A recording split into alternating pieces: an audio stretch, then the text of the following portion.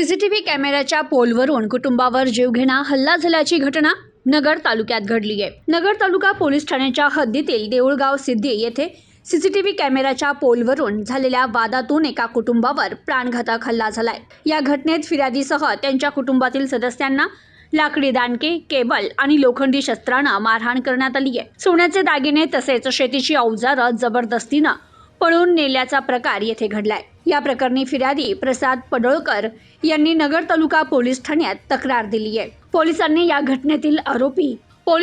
घटनेतील आरोपी रोमा पडोळकर, तुषार पडोळकर, सोन्याबापू पडोळकर, गणेश पडोळकर, दादा पडोळकर, रावसाहेब पडोळकर, अलका पडोळकर, सविता पडोळकर, पुष्पा पडोळकर, अर्चना पडोळकर, रोहिणी पडोळकर आणि भारत पडोळकर यांच्या विरुद्ध गुन्हा दाखल केलाय। मिळालेल्या माहितीनुसार फिर्यादीच्या घरामागील सीसीटीव्ही पोल हलत असल्याचं समजताच ते पाहण्यासाठी गेले होते। यावेळी सर्व आरोपींनी संगनमत करत गैरकायद्याची मंडळी जमवून तेथे तोडफोड सुरू केली। आरोपींनी शेतीची अवजारं देखील बळजबरीनं नेली। यावेळी फिर्यादीच्या कुटुंबातील महिला सदस्य भांडण सोडविण्यासाठी गेले असता आरोपींनी त्यांच्या डोळ्यात मिरची पूड टाकून त्यांना अमानुष मारहाण केली आहे। तर जीव वाचवण्यासाठी फिर्यादी बाथरूममध्ये लपले असता आरोपींनी तेथेही जाऊन त्यांना लोखंडी शस्त्रानं मारहाण करत जखमी केला। घरातून सोन्याचे दागिने देखील लंपास करण्यात आले आणि जखमींवर सध्या उपचार सुरू आहे।